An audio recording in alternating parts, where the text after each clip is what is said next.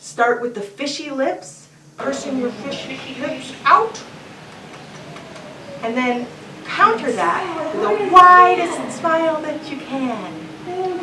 Fishy lips and wide smile.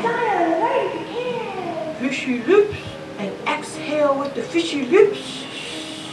And inhale with your smile so wide it could light up the moon.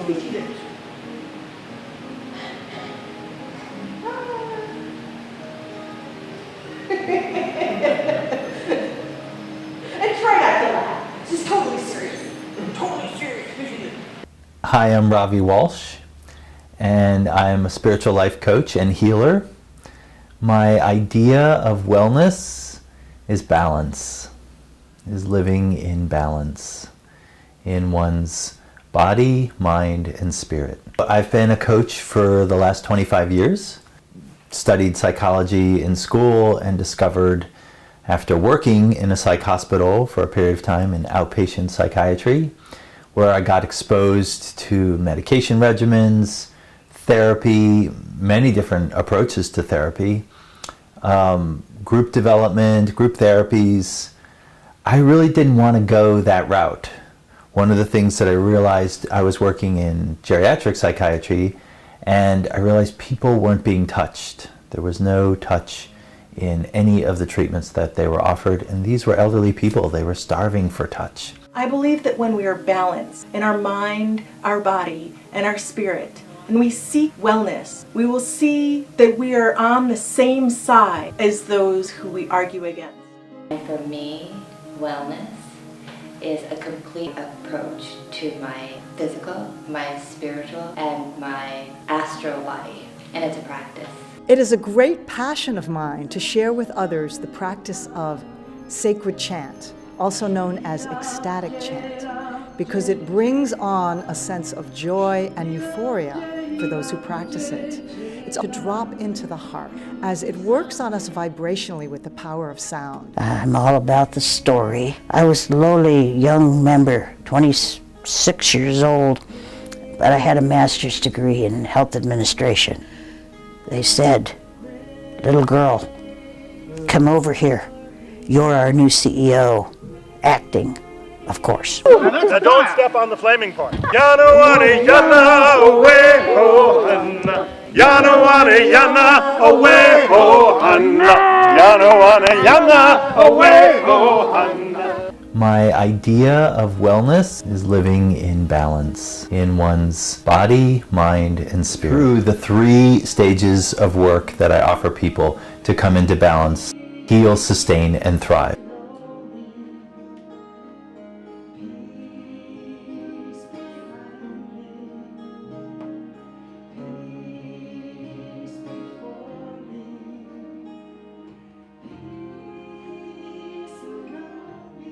Love your body, take control of your time, steward your finances, tune into your intuition, balance your mind, and calm your emotions. Teaching Ithaca Wellness. In fact, they would come in on Monday and just walk down the hall, and I took it upon myself to be out in the middle of the hallway, and anybody who wanted a hug on their way to the community room could have it. And I found doing that just daily with these people improved their mood. So that led me to start exploring massage and how I wanted to offer that as part of my work. And when I combined massage with energy work, specifically reiki, I found people's lives began to change, not just coming out of pain, but they started experiencing shifts in their outer life. And this led me to start working with intention, which I hope we get a little bit of time to talk about today. And that is the cornerstone of my work, intention. Intentional living, holding within your body, mind, and spirit, an intention for your life, a way of being that you want to carry and bring out. And that evolved into the Heart Path, which is the spiritual and coaching work I teach. And I utilize my own tools now, intention, tracking, inquiry, and Reiki meditation and healing. In addition to working with clients, I teach coaches now and Reiki master teachers how to get these tools out to people. And I think that's the essence of coaching versus therapy. Coaching is really about giving people tools that they can take on their own and employ in their life, and then teaching them the discipline of engaging in those tools. So intention, tracking, inquiry, and meditation healing are really foundational for what I do with people, and it's what makes the difference. What's inquiry? It's basically asking questions. In all the spiritual traditions, in all the ancient healing traditions, what healers and teachers have done is ask students questions. Most of us are 3 questions away from an enlightenment. Just 3. If you could ask a person 3 consecutive questions, they'll find their own way out of whatever maze their mind has got them believing. And the first thing that I do with people is have them set a heart-centered intention. We now know that there are neurons here, here, and here. In your gut, there are neurons. We're just beginning to rediscover, because ancient traditions knew how to access these 3 centers of your body, mind, spirit. So that's what I do. Intention allows people to get out of their head for what they want to change, what's right, what's wrong about their life. Who do you want to be? Who do you want to be tomorrow morning when you wake up? How about setting that state of being as your intention? And then learning how to see through that lens, instead of this is right, this is wrong, I got what I wanted, I didn't get what I wanted. How about you start to ask deeper questions? Now, how is this experience that I'm going through actually supporting me, guiding me to fulfill my intention in my life? Those are the first questions that I ask people.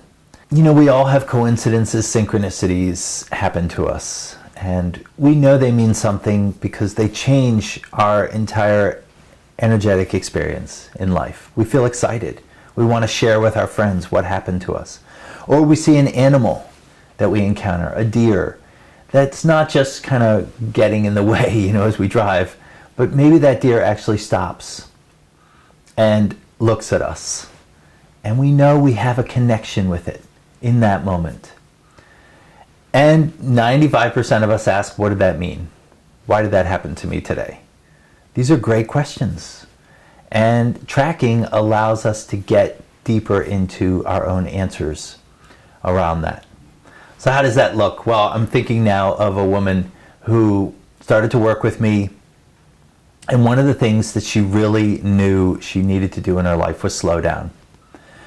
Her day was typical working mom's day, and she's driving frantically to make up time lost, on the way to work.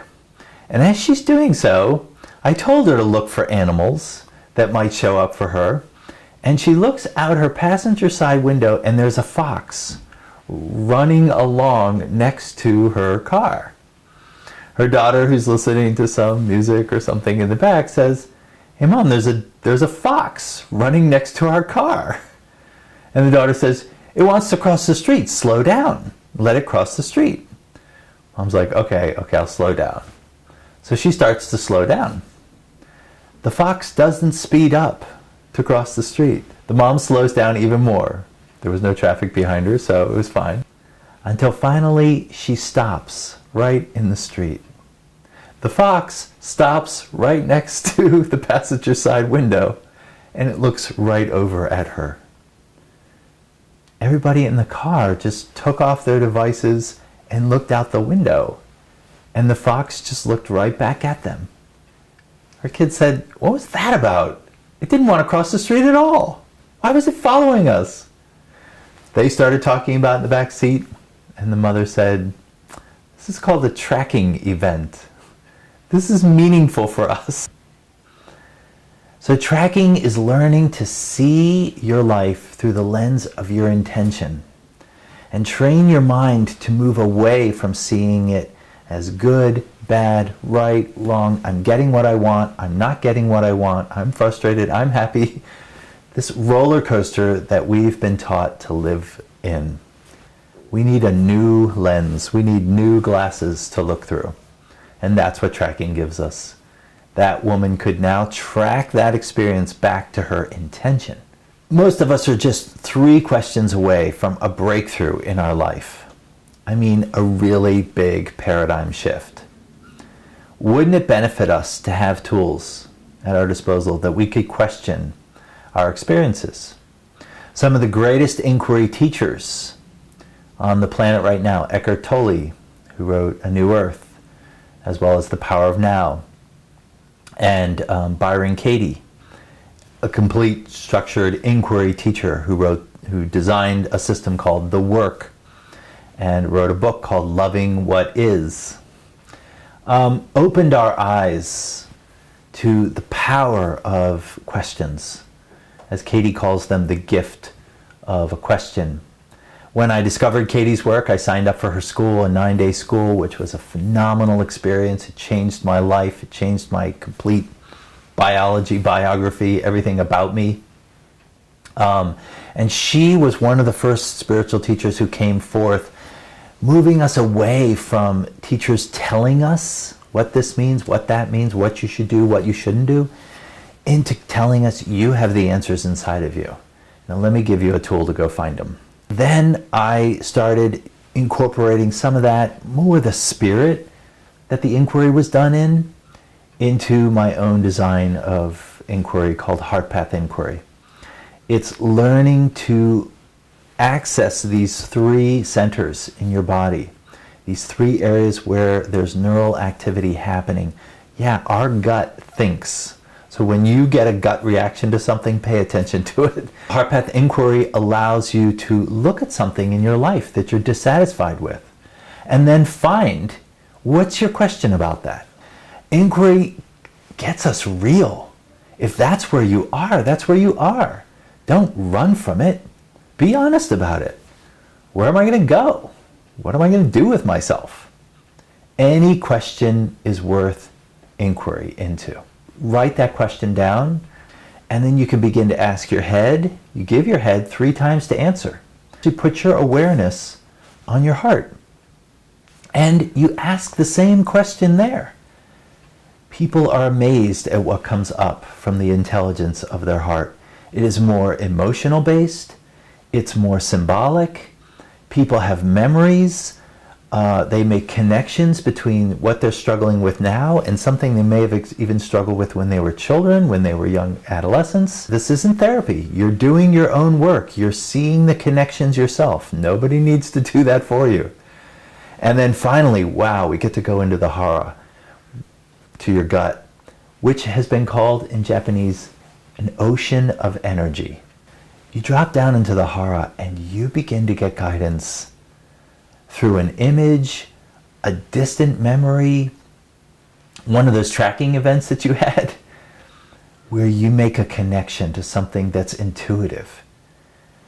And prolonged use of inquiry actually opens us up so that we live more of our waking time operating from the hara and the heart, less from our head. You don't need to change as much as you think about your life, just the way you see your life. So a lot of this work is pretty intense. It's head-based. You know, there's some education that has to happen. It's heart-based. There's going to be some emotions that are going to come up, but wow, they get free. Those emotions finally get free from your body. And we know now that repressed emotions do create illnesses in the body. And I love emotions. Emotions, energy in motion. And then we go into the hara and we open up to a whole new world and a way of seeing this world that's very interactive, very dynamic.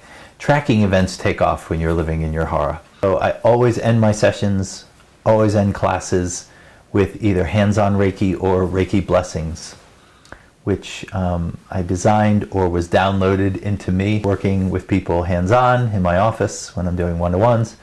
And I have a massage table, and people lie down. So once you've gone through inquiry, you're in a different state of consciousness. Your awareness is quite wide open. That's a great time to receive an energy download. Yeah, we're using language that's akin to our technology. that once your hard drive is clean, now you can download new material, new programs. And that's kind of what the experience of receiving Reiki is.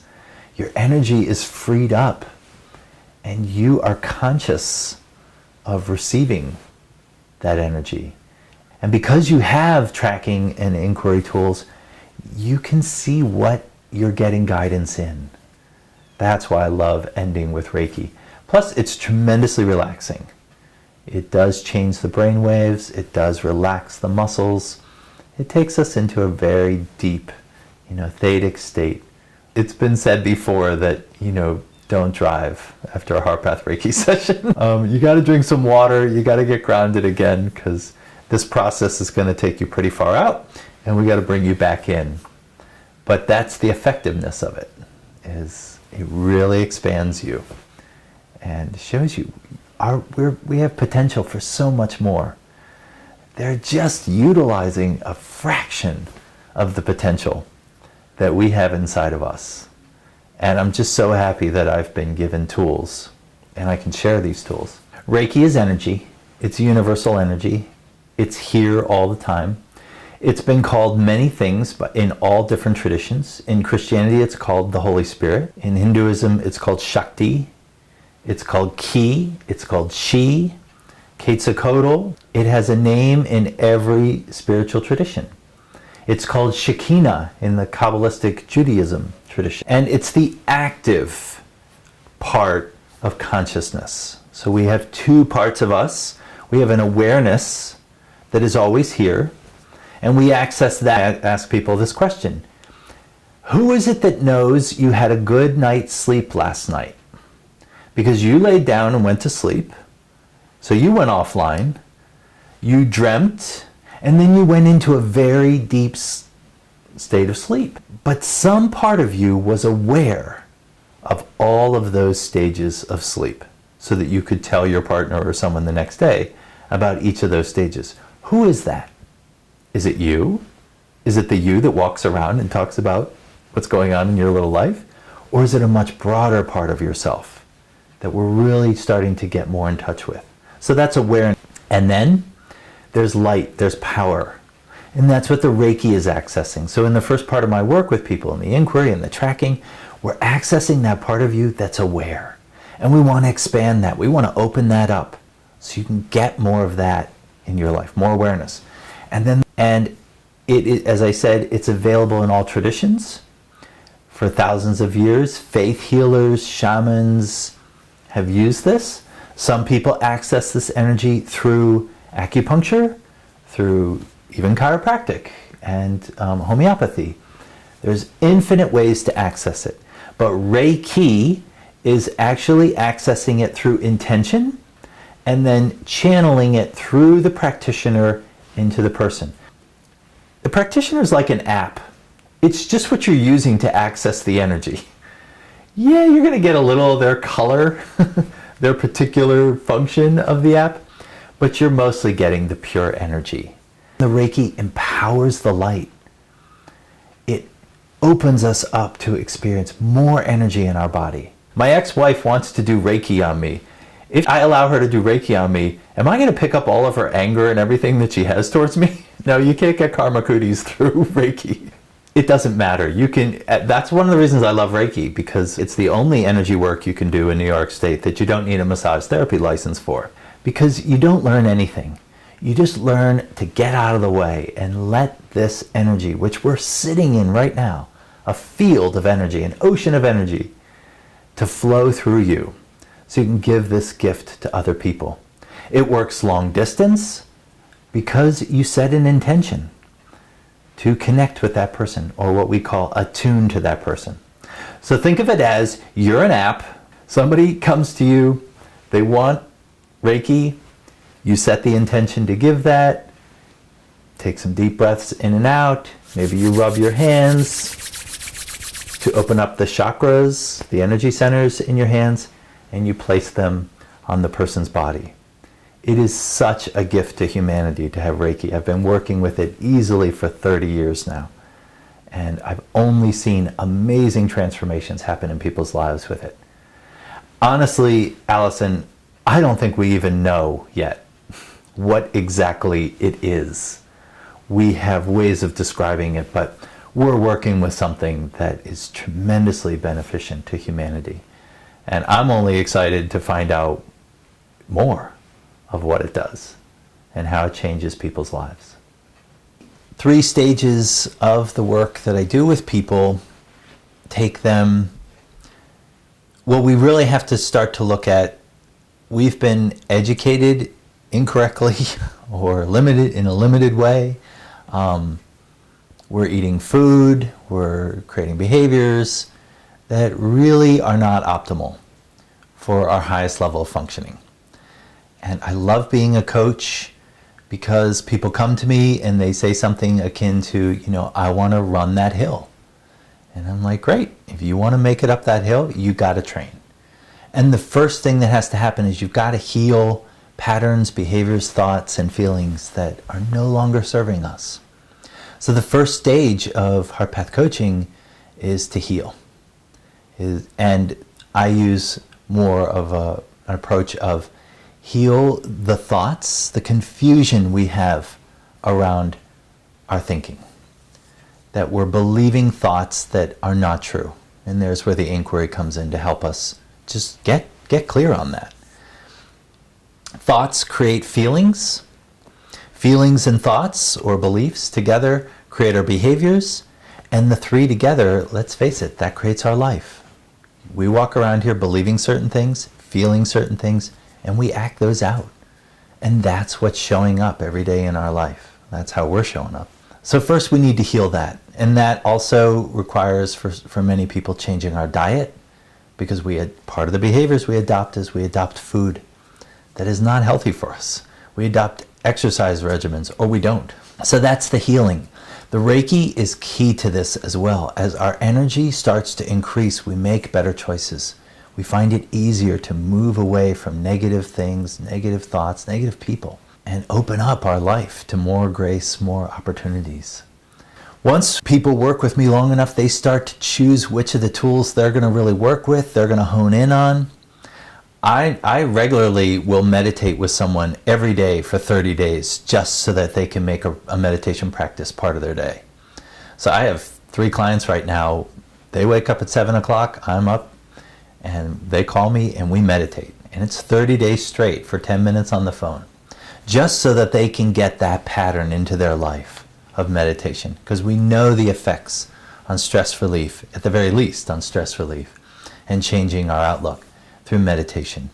And it's just 10 minutes a day. Once you get a new behavior of 10 minutes a day, you can move to 20, maybe you can get up to an hour. As the Dalai Lama says, meditate an hour a day. If you don't have time to meditate an hour a day, meditate 2 hours a day. So this is how I help people sustain the new habits that all coaching is meant to help us achieve, just new habits. And once people do demonstrate that they can sustain these on their own, then they're ready to start stepping into thriving. Now they've got a new foundation. It's really akin to, you want to build a house and you know that the house you're living in is too small, it's not the right house for you, so you want to build a brand new house. Well, that's great. You can do the walls, you can do the roof, but if your foundation is not stable, you're building on something that's going to fall down.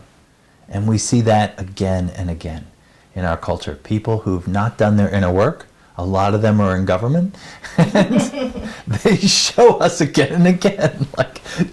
I say to people show up in your life for 2 reasons: to show you how to do it and how not to do it. There's a lot of people in government right now who are showing us, don't do it the way I did it. Look, this is what you get. So sustaining these practices in your life allows you to begin to take new risks, to show up to things. You stop canceling opportunities that come your way because you're not really ready to show up. You stop sabotaging. You start to see actually that you're the one who's sabotaging what's opportunities are coming your way. You stop blaming other people, your parents, the experiences you're having. It doesn't mean you don't need to grieve. It doesn't mean bad things don't happen to people. They do. But once you get through healing and sustaining, you have tools to deal with that stuff so that you can show up in the present moment when the opportunities which just naturally arise for all of us do show up for you. But it takes work and it takes perseverance. So then you can really begin to thrive. You can really begin to show up in your life and take risks, create businesses, create new relationships, and really launch a life that you're going to be living in for the next 20 or 30 or 40 years. Yes, the earlier we get people, the easier it seems to be. But with these tools, I work with 60-year-olds, 70-year-olds who really change major parts of their life. They do improve relationships with their children. They do get out of repetitive relationship patterns where they choose the wrong person. You know, as Marianne Williamson said to a woman who once asked her, "Marianne, what do I do when he says, 'Can I buy you a drink?'" She says, "Sweetheart, you can say yes to the drink. It's when he asks you for your number that you say no." So you can, little changes make big changes in your life.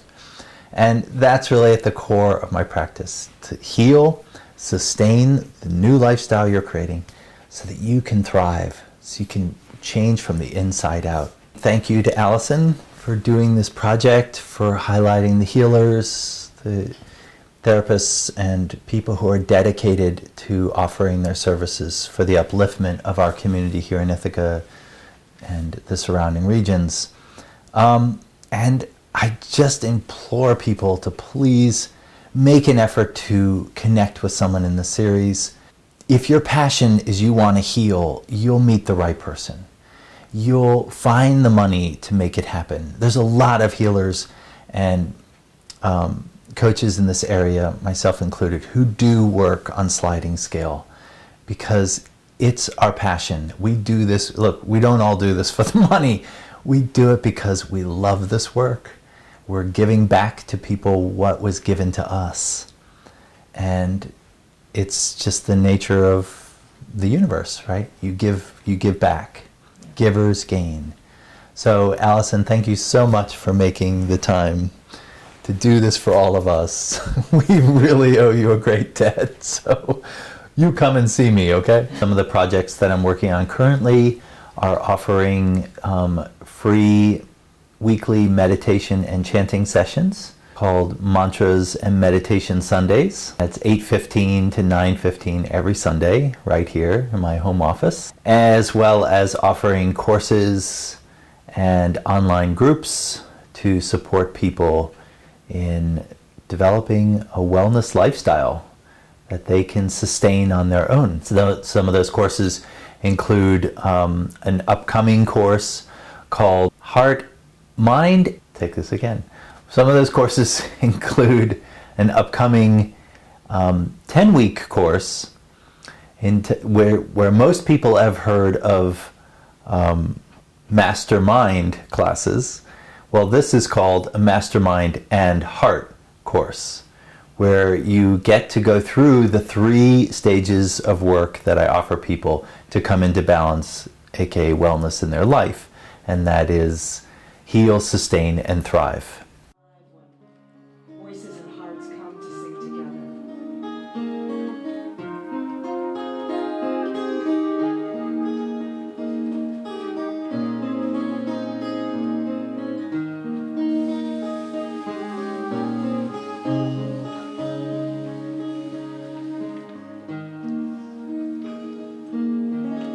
Oh yeah, so maybe we want to begin by just taking a few deep breaths together. Next week on Teaching Ithaca Wellness.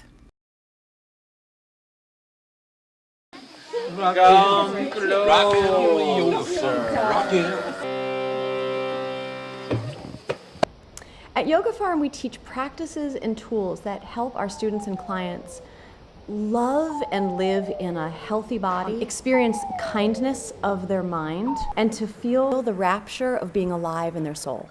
And along the way, our students cultivate the garden of their life.